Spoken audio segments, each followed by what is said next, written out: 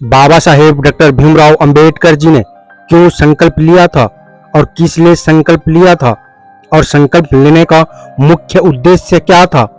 बड़ौदा को क्यों संकल्प भूमि कहा जाता है। बाबा साहेब डॉक्टर भीमराव अंबेडकर जी ने अपने बचपन से लेकर बड़े होने तक की सफर किन परिस्थितियों में से किस हाल में गुजारा किया, छुआछूत जात पात को झेलते हुए और आगे पढ़ाई लिखाई करके कैसा भारत का संविधान निर्माता बने। तो चलिए संक्षिप्त में बाबा साहेब के बारे में जानते हैं। बाबा साहेब डॉक्टर भीमराव अंबेडकर जी के कुछ रोचक जानकारी के लिए वीडियो में अंत तक जरूर बने रहिएगा। तो चलिए दोस्तों, ज्यादा समय ना गंवाते हुए वीडियो को शुरू करते हैं।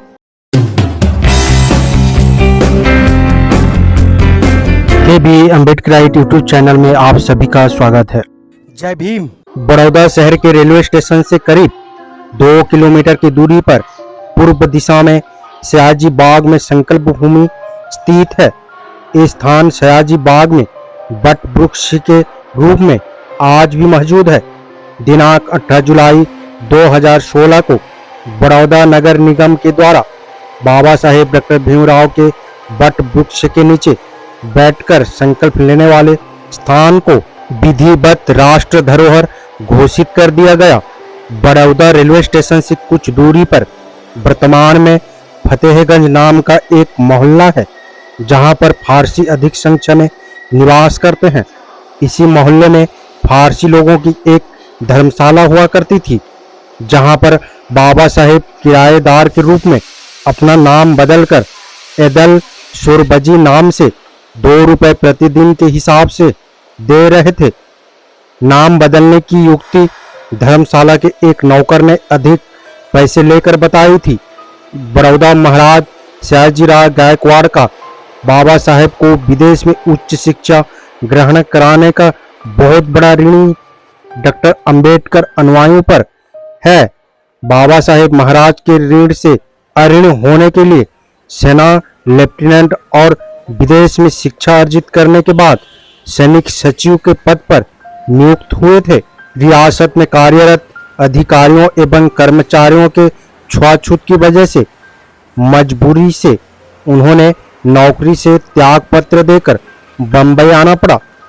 जब भीमराव ने लेफ्टिनेंट कॉलेज बंबई से इंटर की परीक्षा पास की, तब उनके पिताजी के पास भीमराव को देने के लिए बीए की पढ़ाई के लिए पैसे नहीं थे।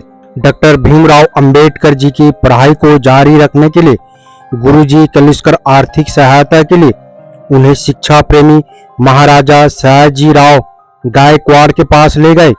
बड़ौदा के राजा ने संस्थान की तरफ से 25 रुपए प्रति महीने छात्रवृत्ति मंजूर कर दी।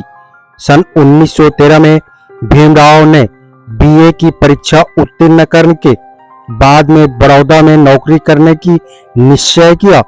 रियासत में छुआछूत के वातावरण का माहौल होने के वजह से उनके पिताजी रामजी राव ने उन्हें मना किया।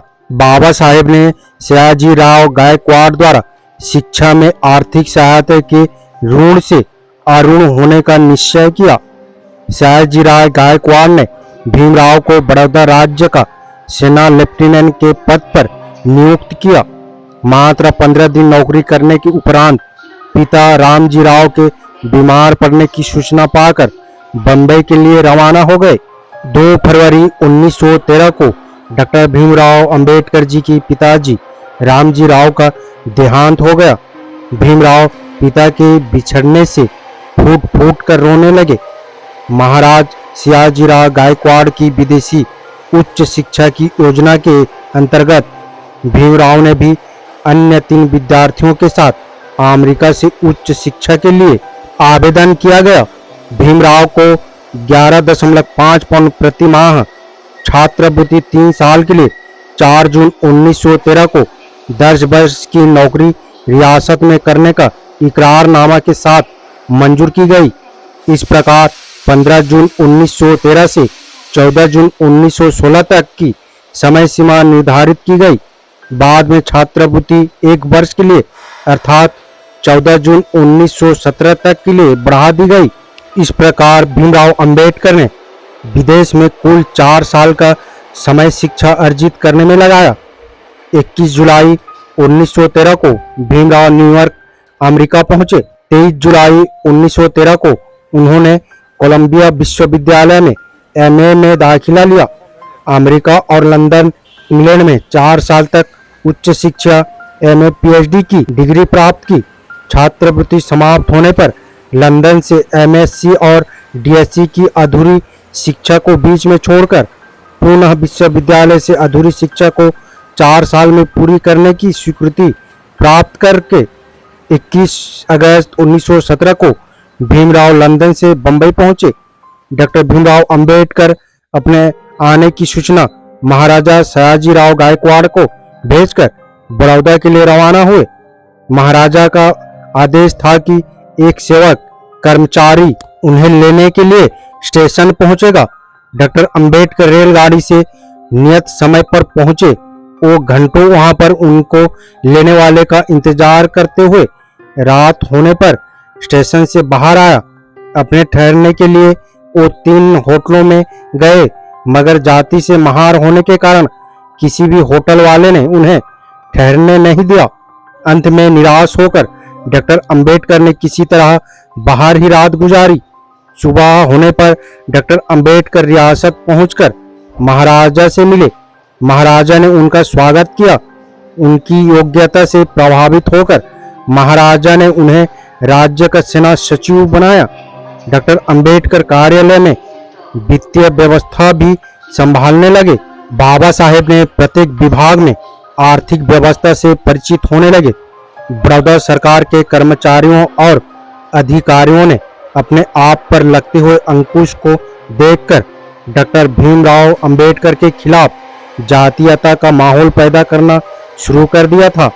डॉक्टर अंबेडकर की जाति महार होने की खबर सचिवालय के कर्मचारियों को भी मिल गई, जिसकी वजह से पूरी बड़ौदा शहर में उनको अपमानित करने का माहौल तैयार किया गया। चपरासी भी उन्हें फाइल हाथ में न देकर दूर से फेंक कर देते थे। वो कहता था कि महार का हुक्म नहीं मानेंगे। डॉक्टर अंबेडकर तंग आकर महाराजा से मिले और अपने साथ होने वाले दुर्व्यवहार से अवगत कराए। इस पर अपनी असमर्थता प्रकट करते हुए महाराजा ने कहा, हमने सबको कहा तो है, पर सवर्ण हमारी आज्ञा को पालन नहीं करते हैं। उन्होंने महाराजा से अपने निवास की व्यवस्था के लिए भी निवेदन किया। महाराजा ने कहा, इस पर विचार किया जाएगा। जब भीमराव को संपूर्ण बड़ौदा शहर में रहने के लिए किसी भी होटल और हॉस्टल में जगह नहीं मिली, तब अंत में वो मजबूर होकर अपने आप को एक बनावटी फारसी एदल सरोबाजी नाम से एक फारसी धर्मशाला में 2 रुपए प्रतिदिन के किराए से रहने लगे। डॉक्टर अंबेडकर की युक्ति कुछ दिन न चल सकी। किसी प्रकार फारसियों को मालूम हुआ कि धर्मशाला में एक अस्पृश्य महार रहने लगा है, जिससे उसकी धर्मशाला अपवित्र हो रही है। डॉक्टर अंबेडकर को धर्मशाला में रहते हुए 11वां दिन था। 23 सितंबर 1917 के दिन 15-20 क्रोधित फारसियों ने लाठी लेकर धर्मशाला को घेर लिया। भीमराव के साथ भीषण अभद्र व्यवहार करके धर्मशाला को 8 घंटे के अंदर खाली करके चले जाने को कहा। इन लोगों ने डॉक्टर अंबेडकर का सामान भी निकाल कर फेंक दिया। इस प्रकार भीषण सामाजिक विषमताओं से, अस्पृश्यता से, ऊंच नीच के भेदभाव के कारण अपमानित और निराश होकर डॉक्टर भीमराव ने अपनी नौकरी से त्याग पत्र देकर बड़ौदा छोड़ने का निर्णय लिया। नौकरी से त्याग पत्र देने पर बंबई के लिए रेलगाड़ी लगभग 4 से 5 घंटे देरी से आने के कारण डॉक्टर अंबेडकर ने इस समय दिनांक 23 दिसंबर 1917 को एक सुरक्षित जगह एवं एकांत जैसे स्थान में सयाजी बाग, कमेटी बाग, बड़ौदा के एक बट वृक्ष के नीचे बिताया। भूख प्यास से व्याकुल होकर वो वहां पर फपक कर रोते हुए चिंतन नमन करने लगे कि मेरे जैसा उच्च शिक्षा प्राप्त एवं विद्वान इस देश में इतना अपमानित है, तो मेरे समाज के गरीब लोगों की क्या हालत होगी। तभी डॉक्टर अंबेडकर ने ये संकल्प किया कि मैं ऐसी व्यवस्था को बदल डालूंगा जिसके कारण देश भर में अछूत वर्ग गुलाम है। मैं शोषित समाज जो सदियों से सताया जा रहा है के उत्थान एवं मुक्ति के लिए जीवन भर कार्य करूंगा तथा सामाजिक विषमताओं को मिटाने के लिए आजीवन संघर्ष करता रहूंगा। बड़ौदा के शिक्षा विभाग ने सिडेनम कॉलेज बम्बई से प्रिंसिपल से और बम्बई सरकार के शिक्षा विभाग से डॉक्टर अंबेडकर की शिकायत की। जब महाराजा सयाजीराव गायकवाड़ को अधिकारियों की इस करतूत का पता चला तो उन्होंने शिक्षा विभाग को कुछ भी न करने से मना कर दिया। इस संकल्प भूमि का प्रचार प्रसार संकल्प भूमि ट्रस्ट बड़ौदा यहाँ पर साल में अनेक कार्यक्रम आयोजित कर रही है। इस स्थान को नौजवान द्वारा दर्शन करने से उनके अंदर ऊर्जा उत्पन्न होगी और उन्हें बाबा साहेब के दुख दर्द का एहसास होगा, आभास होगा। जब उस भूमि पर जो भी जाता है उसके अंदर से बाबा साहेब के दुख दर्द की घटना को याद करके इस देश में असमानता या गुलामी के प्रति उनके शरीर में खून का संचार तेज हो जाता है। जो भी बाबा साहेब के इन संकल्प भूमि को देखने जाता है वहां आने पर बाबा साहेब के कारवां को आगे बढ़ाने की भावना जागृत होती है। उम्मीद करता हूँ वीडियो को समझ गए होंगे। अगर इस वीडियो को समझ गए हैं तो अपने परिवारजनों को, दोस्तों को शेयर जरूर करें ताकि उन्हें भी पता चल सके, जानकारी हो सके कि बाबा साहेब डॉक्टर भीमराव अंबेडकर जी ने किन परिस्थितियों से गुजर के, किस टाइप के कपड़े पहनते हुए, गंभीर छुआछूत झेलकर, पानी पीने तक की भी अधिकार नहीं था उस समय उन्होंने समाज और मनुवादी व्यवस्था से टकराते हुए पढ़ाई लिखाई करके देश और दुनिया में मशहूर हो गए, महान हो गए।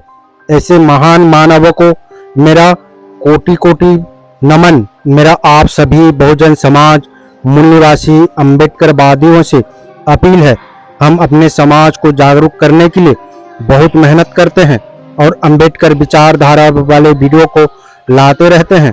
आपकी एक सब्सक्राइब हमारे हौसले को बुलंद कर हमें दोगुनी हौसला प्रदान करता है, मजबूत करता है।